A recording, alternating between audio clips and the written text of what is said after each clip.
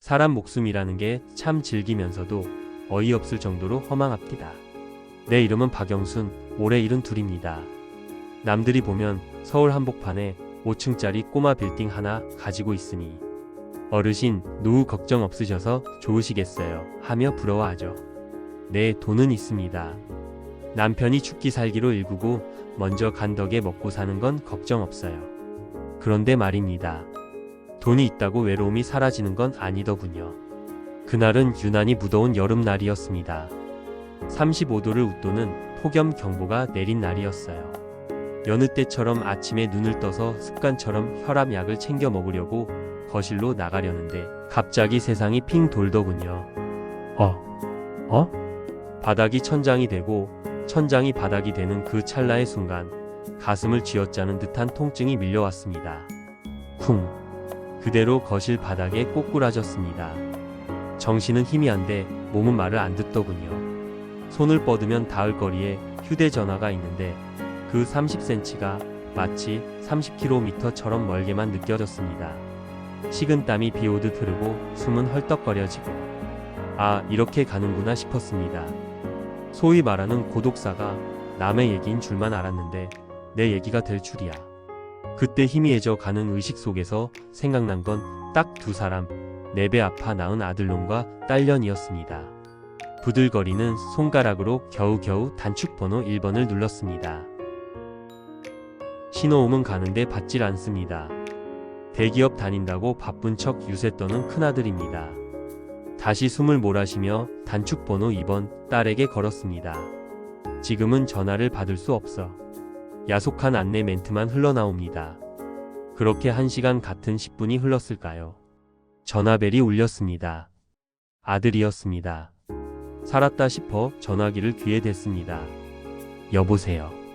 아들, 나 좀. 말이 채 나오기도 전에 짜증 섞인 목소리가 고막을 때립니다. 아, 엄마. 나 지금 회의 들어가는 거 몰라?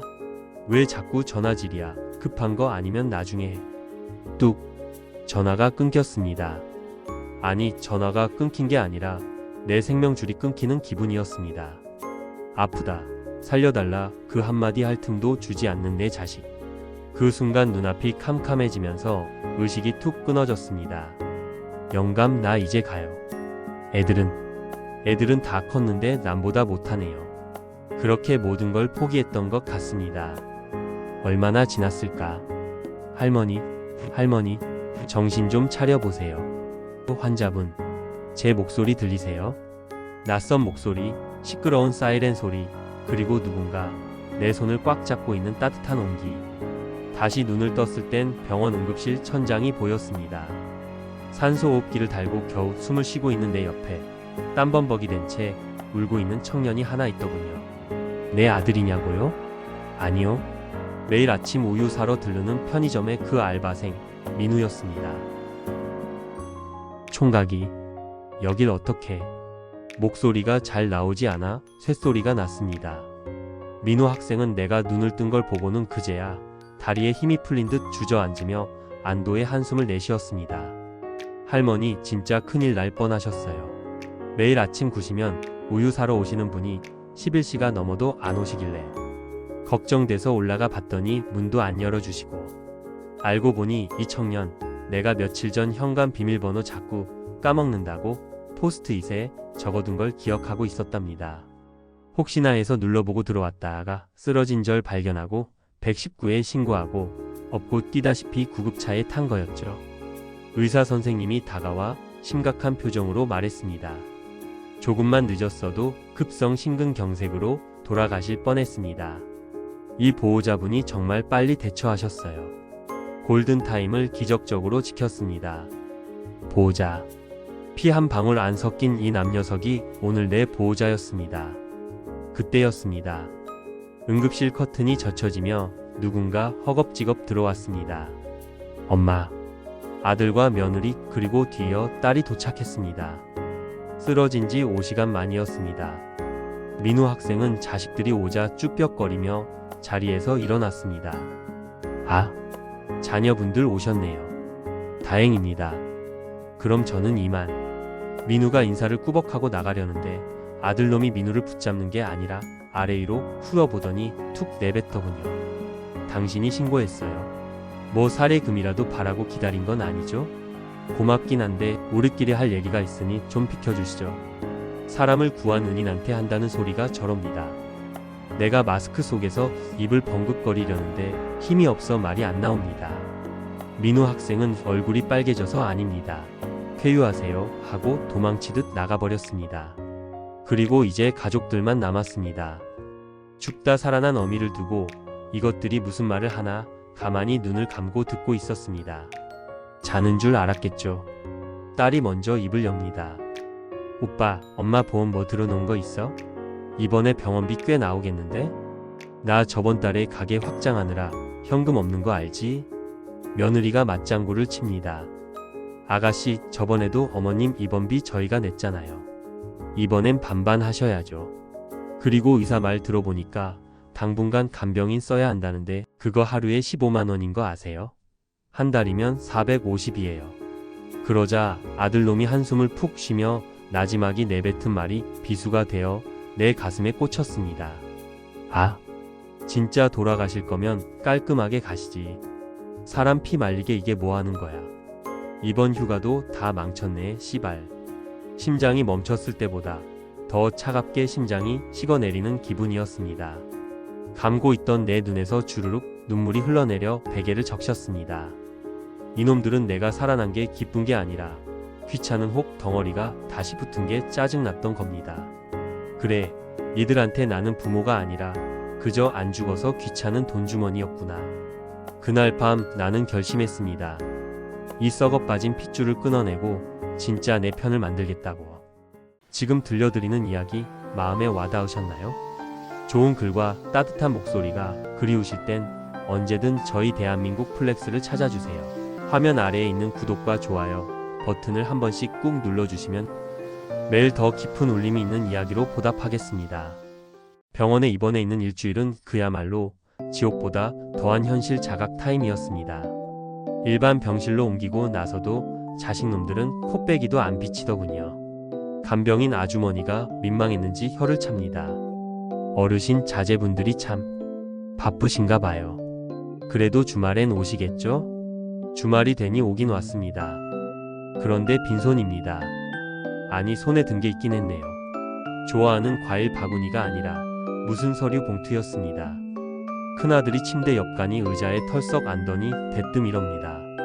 엄마, 의사가 그러는데 이번에 퇴원해도 혼자 지내시는 건 위험하대요. 또 쓰러지면 그땐 진짜 손 못 쓴다고. 걱정해주는 척하는 말투였지만 눈은 내 눈이 아니라 내 손목에 꽂힌 링거 바늘만 쳐다보고 있었습니다. 그래서 말인데 우리가 알아본 실버타운이 있거든? 시설 진짜 좋아. 밥도 호텔식으로 나오고 의사도 상주하고. 엄마 건물 관리하기도 벅차잖아. 그거 정리해서 거기 보증금 넣고 편하게 노후 보내는 게 어때? 옆에서 며느리가 맞장구를 칩니다. 맞아요, 어머님. 요즘은 그게 트렌드예요. 저희가 모시고 싶지만 아시다시피 애들 교육 때문에 대치동으로 이사 가야 해서 집도 좁아지거든요. 거기 가시면 친구분들도 많고 얼마나 좋아요. 기가 차서 말이 안 나왔습니다. 내가 일궈낸 내 집, 내 건물 팔아서 자기들 챙길 거 챙기고 나는 저기 경기도 외곽 어디 요양원에 처박아 두겠다는 소리 아닙니까? 내가 알아서 한다. 내 몸 내가 건사해. 내가 차갑게 대꾸하자 딸년이 입을 삐죽거립니다. 엄마는 왜 매사 그렇게 삐딱해? 우리가 엄마 생각해서 알아본 거지 우리 좋자고 그래? 하여간 고집은 그때였습니다. 병실 문이 조심스럽게 열리더니 쭈뼛거리는 얼굴 하나가 들이밀어졌습니다. 저 실례합니다. 편의점 알바생 민우였습니다. 손에는 퉁퉁 불어터진 편의점 봉투가 들려 있었습니다. 자식들이 쏘아보는 눈초리에도 민우는 씩씩하게 들어와 내게 고개를 숙였습니다. 할머니, 아니 어르신, 몸은 좀 괜찮으세요? 걱정돼서 알바 끝나고 잠깐 들렀어요. 민우가 봉투에서 꺼낸 건 내가 평소 아침마다 사 마시던 그 브랜드의 우유 그리고 소화 잘 되라고 사온 전복죽 하나였습니다. 데워왔는지 아직 따끈하더군요. 사장님이 유통기한 임박한 거 아니냐고 뭐라 하실까 봐 제 돈 주고 샀어요. 하하. 이거 드시고 기운 차리세요. 그 순박한 웃음을 보는데 억장이 무너지는 것 같았습니다. 내 자식들은 내 재산 뜯어먹을 궁리만 하는데 피 한 방울 안 섞인 이 청년은 내 끼니를 걱정합니다. 아들이 인상을 찌푸리며 민우에게 쏘아 붙였습니다. 이봐요. 여기 외부인 출입 자제인 거 몰라요? 그리고 우리 어머니 당뇨기 있으셔서 죽 같은 거 함부로 드시면 안 되거든요. 가져가세요. 민우가 당황해서 어쩔 줄 몰라 하자 내가 버럭 소리를 질렀습니다. 야 이놈아. 내가 사오기나 했냐? 넌 애미가 밥을 먹는지 굶는지 전화 한 통 없던 놈이 어디서 손님한테 행패야. 내 서슬퍼런 고함에 아들이 흠칫 놀랐습니다. 평소엔 자식 이기는 부모 없다고 다 받아주던 내가 소리를 지르니 당황한 기색이 역력했습니다. 민우를 돌려보내고 그날 밤 나는 뜬 눈으로 밤을 지새웠습니다. 그리고 퇴원하는 날 역시나 데리러 온 사람은 아무도 없었습니다. 택시를 타고 텅 빈 집에 돌아오니 냉장고엔 썩어가는 반찬뿐이고 거실엔 먼지만 쌓여 있었습니다. 그렇게 며칠이 지났을까요? 몸을 추스르고 지팡이를 짚고 동네 편의점에 나갔습니다. 딸랑 마이너스 종소리가 울리고 계산대에 있던 민우가 눈을 동그랗게 뜨고 달려 나왔습니다. 어르신, 퇴원하셨어요. 세상에 얼굴이 반쪽이 되셨네. 민우가 얼른 플라스틱 의자를 내주며 앉으라고 권했습니다. 나는 민우에게 따뜻한 캔커피 하나를 쥐어주며 물었습니다. 학생, 아니 민우 총각, 저번에 병원 왔을 때 고마웠어. 근데 부모님은 뭐 하시고 이렇게 밤낮 없이 일해? 민우의 표정이 잠시 어두워지더니 덤덤하게 대답했습니다. 저 보육원에서 자랐어요. 부모님 얼굴은 모릅니다. 그냥 어르신이 저희 시설 원장님처럼 푸근하고 좋아서 저도 모르게 오지랖을 부렸네요. 죄송해요. 가슴 한 구석이 찡해졌습니다. 부모 없이도 저렇게 바르게 컸는데 부모가 둘 다 있어도 내 자식들은 왜 저 모양일까? 그때 내 머릿속에 번개처럼 어떤 생각이 스치고 지나갔습니다. 아주 위험하고 어쩌면 미친 짓일 수도 있는 생각. 하지만 내 남은 인생을 걸어볼 만한 도박. 나는 떨리는 목소리로 민우에게 물었습니다. 민우야, 혹시 오늘 알바 끝나고 나랑 밥 한 끼 할 수 있겠니? 내가 아주 중요한 부탁이 하나 있는데. 민우는 영문을 모르겠다는 표정이었지만 내 간절한 눈빛을 보더니 고개를 끄덕였습니다. 네, 그럼요. 어르신 부탁인데요. 그날 저녁 나는 집 근처에서 제일 비싼 한정식집으로 민우를 데려갔습니다. 그리고 상다리가 부러지게 차려진 밥상 앞에서 숟가락도 들지 못한 채 민우를 쳐다보며 폭탄 선언을 던졌습니다. 민우야, 너 내 아들 안 할래? 민우가 먹던 물을 뿜었습니다. 네? 그게 무슨 양자 말이야. 법적으로 진짜 내 아들. 내 호적에 들어오라고. 민우의 눈이 흔들렸습니다. 이건 단순한 제안이 아니었습니다. 내 자식들에게 날리는 선전포고이자 내 마지막 복수극의 서막이었습니다. 할머니, 아니 어르신, 농담이 지나치세요. 민우는 펄쩍 뛰었습니다. 얼굴이 사색이 되어 손사래를 치더군요. 저 그런 거 바라고 도와드린 거 아닙니다. 그리고 저 같은 고아 녀석이 어떻게 감히. 저 재산 같은 거 관심 없어요. 그냥 어르신이 건강하게 오래 사셨으면 하는 마음뿐이라고요. 그 순수한 거절이 오히려 내 결심을 더 단단하게 만들었습니다. 돈 냄새 맡고 달려드는 파리떼 같은 자식들보다 대가 없이 나를 걱정해주는 이 녀석이 100배 1000배 낫지 않습니까? 돈 때문이 아니다. 내가 무서워서 그래. 나는 떨리는 손으로 물컵을 쥐었습니다. 나 죽으면 내 장례식장에서 곡해줄 사람이 필요해. 내 제사상에 밥 한 그릇 진심으로 올려줄 상주가 필요하다고. 내 자식들은 내 영정사진 앞에서 땅 문서 찾느라 바쁠 놈들이야. 민우야, 나 좀 도와주라. 내 눈물 어린 호소에 민우의 눈동자가 흔들렸습니다. 착한 녀석이라 늙은이의 외로움을 모른 척하지 못하는 거겠죠. 생각할 시간을 조금만 주세요. 그렇게 민우를 보내고 나는 다음날 바로 서초동 변호사 사무실을 찾았습니다. 내 오랜 지인이자 내 유언장을 맡아 관리해 주던 김 변호사입니다. 박 여사님 진심이십니까? 성인 입양이라니요? 이거 자제분들이 알면 난리가 날 겁니다. 김 변호사가 안경을 고쳤으며 심각하게 물었습니다. 나는 단호하게 대답했습니다. 난리가 나라고 하는 짓이야. 김 변호사, 법적으로 문제 있나? 내 자식들 동의 받아야 해? 김 변호사가 법전을 뒤적거리더니 고개를 저었습니다. 아니요. 성인 입양의 경우 양부모의 동의와 양자가 될 사람의 승낙만 있으면 됩니다.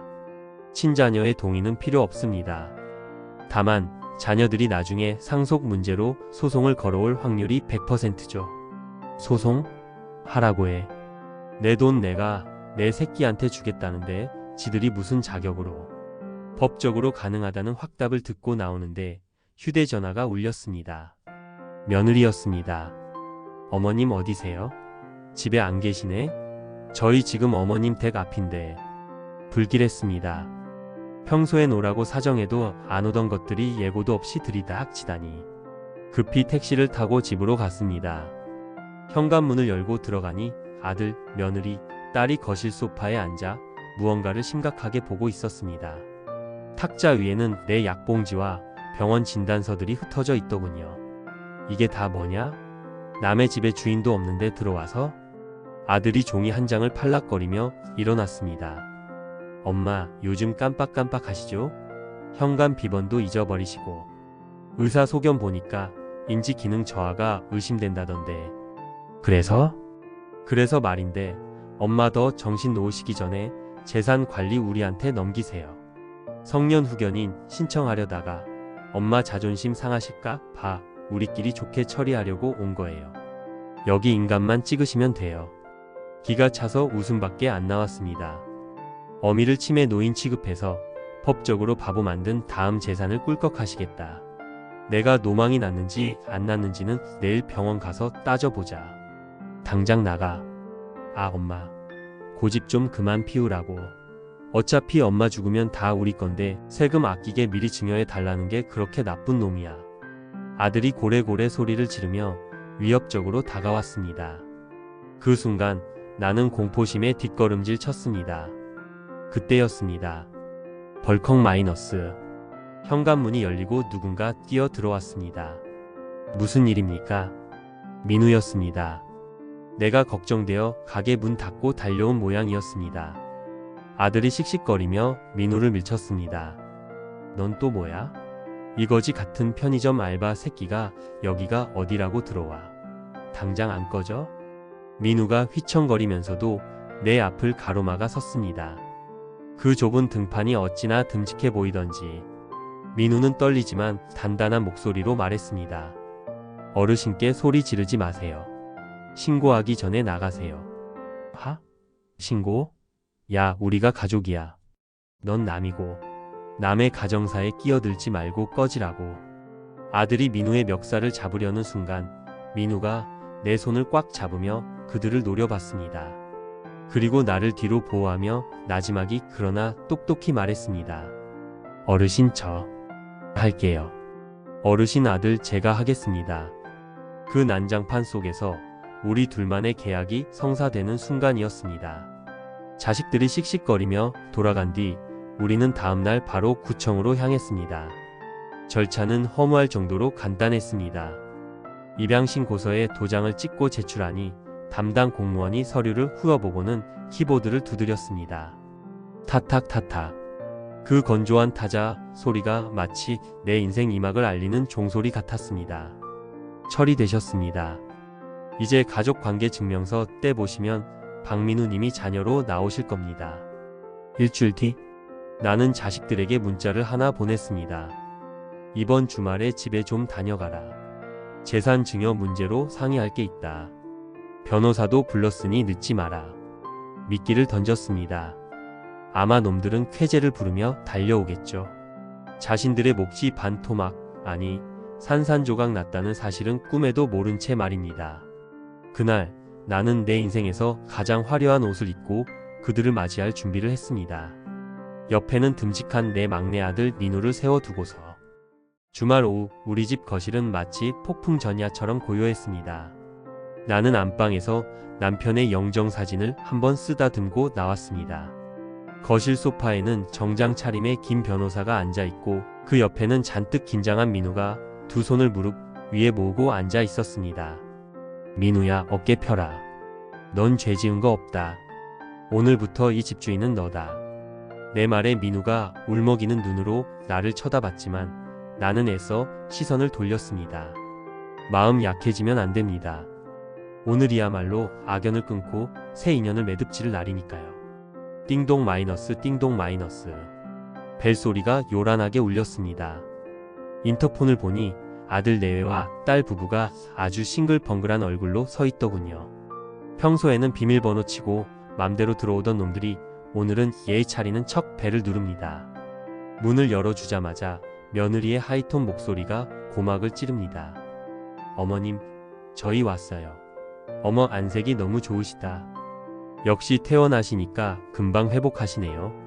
아들은 들어오자마자 둘이 벙거리더니 거실에 앉아있는 김 변호사를 보고는 회심의 미소를 짓더군요. 증여 처리를 위해 변호사까지 불렀다고 생각했겠죠. 그런데 그 옆에 앉아있는 민우를 발견하고는 표정이 싹 굳었습니다. 뭐야? 당신 아직도 여기서 얼쩡거려? 야, 돈 뜯어냈으면 갈 것이지 왜 남의 집안 행사에 끼어 있어? 아들이 삿대질하며 소리쳤습니다. 딸년도 거들더군요. 엄마, 저 사람 좀 내보내. 우리 중요한 얘기해야 하는데 분위기 깨지게 진짜. 나는 천천히 소파 상석에 앉으며 차갑게 말했습니다. 앉아라. 다 저 아이와 관련 있는 얘기다. 네? 편의점 알바랑 무슨 관련이요? 설마 저 자식한테 퇴직금이라도 챙겨주시게요. 아들은 투덜거리며 소파에 털썩 주저앉았습니다. 김 변호사가 헛기침을 한번 하더니 가방에서 서류 봉투 3개를 꺼내 탁자 위에 올려놓았습니다. 자, 다들 모이셨으니 시작하겠습니다. 박영순 여사님의 법적 신분 변동 사항과 향후 재산 관리에 대한 건입니다. 신분 변동? 뭐 거창하게. 그냥 건물 명의 이전 서류나 주시죠. 아들이 손을 내밀었습니다. 김 변호사는 말없이 서류 한 장을 아들 앞으로 밀어줬습니다. 가족관계 증명서 마이너스 상세. 아들은 코웃음을 치며 서류를 집어들었습니다. 이건 왜요? 뭐 확인하라. 고. 종이를 후어 내려가던 아들의 눈동자가 갑자기 멈췄습니다. 동공이 지진난 것처럼 흔들리더니 입이 떡 벌어졌습니다. 손이 부들부들 떨리기 시작했습니다. 이게 뭐야? 오빠 왜 그래? 딸이 서류를 낚아채서 들여다봤습니다. 그리고는 찢어지는 비명을 질렀습니다. 악, 엄마 미쳤어. 박민우? 자녀 박민우? 입양. 거실은 순식간에 아수라장이 됐습니다. 아들이 벌떡 일어나 탁자를 발로 걷어찼습니다. 쾅 하는 소리와 함께 물컵이 쏟아졌습니다. 엄마, 진짜 노망 났어? 치매야? 정신 감정 받아봐야 한다니까. 진짜 어떻게 저런 근본도 없는 놈을 호적에 올려? 미쳤어? 며느리는 옆에서 아이고 하며 바닥을 치고 있었고 사위는 멍하니 입만 벌리고 있었습니다. 나는 쏟아진 물을 닦으려는 민우를 제지하고 아들을 똑바로 노려보며 말했습니다. 입 닥쳐라. 내 입으로 그랬지? 안 죽어서 귀찮다고. 요양원에나 처박혀 있으라고. 그래서 내가 새 아들 하나 들였다. 넌 이제 찬밥이야. 뭐? 새 아들? 야, 이 사기꾼 새끼야. 내가 우리 엄마 꼬셨지? 약 먹였냐? 아들이 이성을 잃고 민우에게 달려들어 멱살을 잡았습니다. 주먹이 올라가는 일촉즉발의 상황. 민우는 반항하지 않고 눈을 질끈 감았습니다. 그 손 놓지 못해. 내 고함 소리에 김 변호사가 자리에서 일어나며 경고했습니다. 폭행하시면 현행범으로 경찰 부르겠습니다. 그리고 지금 폭언하신 내용들 전부 녹취 중입니다. 김 변호사가 휴대전화를 들어보이자 아들이 씩씩거리며 민우를 밀쳐냈습니다. 아들은 얼굴이 불그락 푸르락해져서 나에게 삿대질을 해댔습니다. 엄마, 이거 다 무효야. 법적으로 가만 안 있을 거야. 치매 노인 꼬셔서 사기친 거라고 소송 걸면 그만이라고. 입양 취소 소송 걸 거야. 당장 취소해. 맞아. 엄마, 우리 유류분이라는 거 있어. 엄마가 재산 다 저놈 줘도 우리는 법적으로 받을 돈 있다고. 변호사님 맞죠? 딸년이 악을 쓰며 변호사에게 매달렸습니다. 김 변호사는 안경을 치켜 올리며 아주 싸늘하고 침착한 목소리로 말했습니다. 네, 유류분 반환 청구 소송 하실 수 있습니다. 하지만 변호사가 또 다른 서류 뭉치를 꺼내 흔들었습니다. 그 소송에서 이기시려면 박영순 여사님이 치매 상태였거나 강박에 의해 입양했다는 걸 증명하셔야 합니다. 그런데 여기 대학병원 정신건강의학과에서 발급받은 의사능력 완전함 진단서가 있습니다. 입양 신고 당일 날짜로요. 자식들의 얼굴이 하얗게 질렸습니다. 내가 치밀하게 준비했다는 걸 그제야 깨달은 겁니다. 하지만 아들은 포기하지 않았습니다. 독이 오를 대로 오른 눈으로 나를 쏘아보며 마지막 카드를 꺼냈습니다. 좋아. 법대로 해. 끝까지 가보자고. 근데 엄마 그거 알아? 우리가 엄마 부양 의무 안 한다고 하면 엄마 저 놈이랑 평생 살아야 해. 우리가 엄마 버려도 좋아? 핏줄 끊고 진짜 남남으로 살 자신 있어? 협박이었습니다. 자신들을 버리면 철저히 외면하겠다는 비겁한 협박. 하지만 나는 이미 각오한 바였습니다. 나는 자리에서 천천히 일어나 지팡이를 짚고 아들 앞으로 다가갔습니다. 그리고 놈의 면전에 대고 내 인생 마지막 선고를 내렸습니다. 부양? 웃기고 자빠졌네. 너희한테 바라는 거 10원 한 장 없다. 그리고 잘 들어라. 입양은 시작일 뿐이야. 내가 써놓은 유언장 내용이 아주 기가 막히거든. 유언장? 그래. 너희가 그렇게 믿고 있는 유류분조차 한 푼도 못 받게 만들어줄 비장의 카드가 거기에 있지. 나는 비릿한 미소를 지으며 떨고 있는 자식들을 내려다 보았습니다. 궁금하지? 궁금하면 어디 한번 지져봐. 너희가 제일 잘하는 거 있잖아. 돈 달라고 징징거리는 거. 유언장? 엄마 진짜 웃긴다. 아들은 잠시 멍해 있다가 이내 비열한 웃음을 터뜨렸습니다. 아주 기가 차다는 듯이 박수를 짝짝 치더군요. 변호사님, 법 공부 헛하셨나 봐요. 대한민국 법에 유류분이라는 게 있어요. 엄마가 아무리 전 재산을 저 놈한테 준다고 유언장에 써갈겨도 법적으로 자식 몫인 절반은 무조건 보장된다고요. 아시겠어요? 딸년도 옆에서 기고만장해져서 팔짱을 꼈습니다. 맞아. 엄마가 우리 미워서 땡전 한 푼 안 주려고 용 쓰는 건 알겠는데 법이 그렇게 호락호락하지 않아. 우린 소송 걸면 그만이야. 건물 반쪽은 무조건 우리 거라고. 녀석들은 승리자라도 된 양 거만하게 굴었습니다. 법이라는 게 자신들을 지켜줄 최후의 보루라고 믿는 모양이었습니다. 나는 김 변호사에게 눈짓을 보냈습니다. 김 변호사는 안경을 치켜 올리며 가방에서 아주 두툼한 장부 하나를 꺼냈습니다. 세월의 때가 묻은 낡은 대학 노트였습니다. 박영순 여사님이 지난 30년간 작성해 오신 가계부 겸 금전 출납부입니다. 그게 뭐예요? 가계부가 어쨌다고? 김 변호사가 차분하게 설명을 시작했습니다. 유류분 반환 청구 소송을 하겠다고 하셨죠? 좋습니다. 그런데 유류분을 계산할 때는 특별 수익이라는 걸 공제하게 되어 있습니다. 특별 수익? 아들의 눈썹이 꿈틀거렸습니다. 쉽게 말해 부모님 생전에 자식들이 미리 가져간 돈은 상속분을 미리 받은 것으로 간주한다는 뜻입니다. 자, 여기 정리된 내역을 보시죠. 변호사가 엑셀로 정리된 표를 자식들 앞에 들이밀었습니다. 장남 박철수 특별수익 내역. 2005년 유학 자금 및 체류비 2억 5천만 원. 2010년 결혼 아파트 전세 자금 4억 원. 2015년 사업 실패 변제금 1억 5천만 원. 2020년 손주 영어 유치원비 지원 요청 3천만 원. 기타 차량 구입비 및 생활비 지원 합계 1억 2천만 원, 총 합계 9억 5천만 원. 장녀 박영희 특별수익 내역. 2012년 카페 창업 비용 2억 원. 2016년 아파트 매매 부족분 지원 3억 원. 매달 생활비 보조 명목 월 200만원씩 10년, 합계 2억 4천만원, 총합계 7억 4천만원. 자식들의 눈이 튀어나올 듯 커졌습니다. 이걸 다 적어놨었어요. 엄마, 우리한테 준 건 그냥 자식. 이뻐서 준 용돈 아니었어? 이걸 빗장부처럼 적어놨다고. 딸이 비명을 질렀습니다.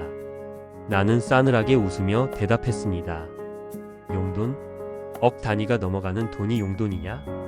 너희가 울고불고 매달려서 가져간 돈, 내가 피땀 흘려번 돈이야. 내가 치매 걸릴까 봐 무섭다며? 그래, 나 기억력 하나는 끝내주게 좋아서 10원 한 장까지 다 적어놨다. 김 변호사가 결정타를 날렸습니다. 현재 박영순 여사님의 자산 가치는 약 20억 원입니다. 그런데 두 분이 이미 가져가신 돈만 합쳐서 17억 원에 육박합니다. 법적으로 계산하면 두 분의 유류분은 이미 마이너스입니다. 소송을 거셔도 가져가실 돈은 0원이라는 소리죠.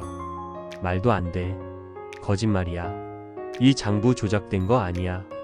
아들이 발악하며 장부를 뺏으려 들었습니다. 하지만 민우가 잽싸게 그 앞을 막아서며 아들의 팔을 낚아챘습니다. 그만하세요. 어머니 쓰러지시잖아요. 이거나. 이 도둑놈의 새끼가. 아들이 민우를 밀치자 민우는 밀려나면서도 내 휠체어를 감싸 안았습니다. 자기가 다칠지언정 나는 다치게 하지 않겠다는 본능적인 행동이었습니다. 그 모습을 보는데 참고 있던 화산이 터졌습니다.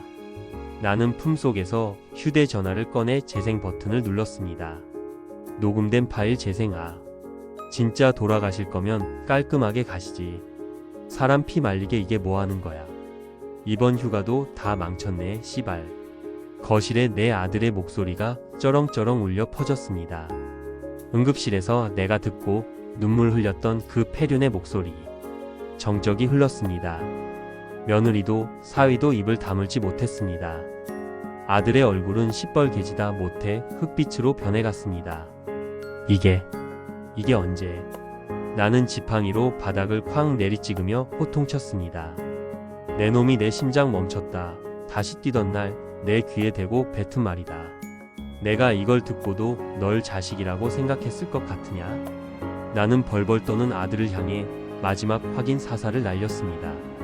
김 변호사 진행해. 네, 두 분께 통보합니다. 박영순 여사님은 두 분을 상대로 부양 의무, 불이행 및 존속, 학대에 따른 증여, 해제 소송을 진행하실 예정입니다. 유류분 받을 생각 마십시오. 오히려 지난 30년간 받아간 그 17억 불효 소송으로 다 토해내게 만들어 드릴 겁니다. 상황은 역전되었습니다. 돈을 받으러 왔던 자식들은 이제 받은 돈을 토해내고 빈털터리가 될 위기에 처했습니다. 그때였습니다. 궁지에 몰린 쥐가 고양이를 문다고 했던가요? 이성이 끊어진 아들이 부엌 쪽으로 눈을 돌렸습니다. 거기엔 과도가 놓여 있었습니다. 시발. 다 죽어. 나 혼자 안 죽어. 재산 다 사회 환원하든지 해. 저 새끼한테 주느니 다 없애버릴 거야. 아들이 과도를 집어들고 민우에게 달려들었습니다. 며느리가 비명을 지르고 김 변호사가 막으려 했지만 늦었습니다. 안 돼. 내가 비명을 지르며 몸을 날리려는 순간 펑 마이너스. 둔탁한 소리와 함께 누군가 바닥으로 나뒹굴었습니다. 칼을 든 아들이 아니었습니다. 내 앞을 막아선 민우가 팔을 부여잡고 피를 흘리며 쓰러졌습니다. 바닥에 붉은 선혈이 낭자하게 퍼져나갔습니다. 민우야. 으악. 이거 놓으라고. 거실 바닥에 처박힌 건 민우가 아니라 내 아들놈 박철수였습니다. 칼이 민우의 팔을 스치고 지나간 순간 놀랍게도 민우는 비틀거리지 않았습니다. 오히려 그동안 짐 나르며 다져진 몸으로 광분한 아들의 팔을 꺾어 제 앞에 버린 겁니다. 팔에서 피가 뚝뚝 떨어지는 와중에도 민우는 아들을 무릎으로 누른 채 나를 향해 소리쳤습니다. 어머니, 가까이 오지 마세요. 다치십니다. 그 순간 나는 보았습니다. 피 섞인 아들은 칼을 들고 설치는데 피 한 방울 안 섞인 이 남은 자기 살이 찢어지는 고통 속에서도 내 안전을 먼저 챙기고 있었습니다. 신고해. 김 변호사, 당장 경찰 불러. 내 비명 같은 외침에 김 변호사가 떨리는 손으로 전화를 걸었습니다. 사이렌 소리가 울리고 경찰들이 들이닥쳐 수갑을 채울 때까지 아들은 악을 썼습니다. 엄마, 합의해줘. 나 감옥 가면 엄마 아들 전과자 되는 거야. 그래도 좋아? 제발 처벌 불원서 써달라고. 경찰에게 끌려나가며 애원하는 꼴이라니. 나는 지팡이를 짚고 경찰차 앞까지 따라 나가 그놈의 눈을 똑바로 쳐다봤습니다. 내 아들 저기 구급차 타고 병원 갔다. 넌 이제 나한테 칼 들이민 살인 미수범일 뿐이야. 엄마, 다시는 내 눈앞에 나타나지 마라. 내 장례식장에도 얼씬거리지 마. 경찰차 문이 닫히고 놈은 그렇게 내 인생에서 영원히 퇴장했습니다. 그로부터 1년이 지났습니다. 많은 일이 있었습니다. 아들 박철수는 특수상해 및 존속살해 미수 혐의가 인정되어 징역 3년의 실형을 선고받고 감옥에 갔습니다. 며느리는 아들이 구속되자마자 이혼 소송을 걸고 도망치듯 떠났더군요. 딸녀는 어떻게 됐냐고요? 김 변호사가 진행한 증여 해제 및 부당이득 반환 청구 소송이 완벽하게 승리했습니다. 부모를 부양하겠다는 조건으로 받아 간 돈들을 부양은커녕 폐륜을 저질렀으니 토해내라는 판결이 나온 거죠. 딸 부부는 살던 아파트가 경매로 넘어갔고 카페도 망해서 지금은 월세방을 전전한다고 들었습니다. 가끔 엄마 잘못했어요 하고 문자가 오지만 나는 읽지도 않고 삭제합니다. 이미 내 호적에서 그들의 이름은 지워진 지 오래니까요. 그리고 오늘 나는 주방에서 보글보글 된장찌개를 끓이고 있습니다. 어머니, 저 퇴근했습니다. 현관문이 열리고 씩씩한 목소리가 들립니다. 말끔한 정장 차림의 민우가 들어옵니다. 아니 이제는 내 진짜 아들 박민우죠. 민우는 내 꼬마 빌딩 1층에 있던 편의점을 인수해서 점주가 되었습니다. 성실함이 어디 가나요? 얼마나 싹싹하게 자라는지 동네방네 칭찬이 자자합니다. 왔냐? 씻고 밥 먹자. 식탁에 마주 앉아 밥을 먹는데 민우가 셔츠 소매를 걷어 올립니다. 팔뚝에 남은 희미한 칼자국 흉터. 나는 그 흉터를 볼 때마다 가슴이 아려 숟가락을 놓게 됩니다. 미안하다. 나 때문에 그 고운 팔에 흉이 져서. 그러자 민우가 싱긋 웃으며 밥 한 숟가락을 듬뿍 퍼서 내 밥그릇 위에 올려줍니다. 에이 어머니 또 그러신다. 이거 저한테는 훈장이라니까요. 어머니 지켜낸 훈장. 그리고 이 흉터 덕분에 어머니가 저 진짜 아들로 받아주신 거잖아요. 전 이거 볼 때마다 좋은데요. 그 넉살에 나도 모르게 피식 웃음이 터집니다. 그래 많이 먹어라. 내 새끼. 창밖에는 찬 바람이 불지만 우리 집안은 훈훈한 온기로 가득합니다. 여러분 핏줄이요? 중요하죠. 하지만 살아보니 알겠습니다. 진짜 가족은 피로 맺어지는 게 아니라 서로를 위하는 마음과 시간으로 맺어지는 거라는 걸요. 내가 쓰러졌던 그 무더운 여름날 나를 구한건 내 뱃속에서 나온 자식이 아니라 매일 아침 안녕하세요 하고 웃어주던 편의점 청년이었습니다. 지금 저는 그 어느 때보다 행복합니다. 세상에서 제일 든든하고 착한 아들과 매일 따뜻한 저녁밥을 함께 먹을 수 있으니까요. 제 이야기는 여기까지입니다. 부디 여러분 곁에도 피보다 진한 온기를 나누는 진짜 내 편이 있기를 바랍니다. 건강하세요. 다음 이야기가 궁금하지 않으신가요? 지금 구독 버튼을 눌러두시면 대한민국 플렉스의 재미있는 소설들을 놓치지 않고 가장 먼저 받아보실 수 있습니다. 엄지척, 좋아요도 잊지 마세요. 무료한 시간을 꽉 채워드리는 대한민국 최고의 이야기 보따리가 되겠습니다. 감사합니다.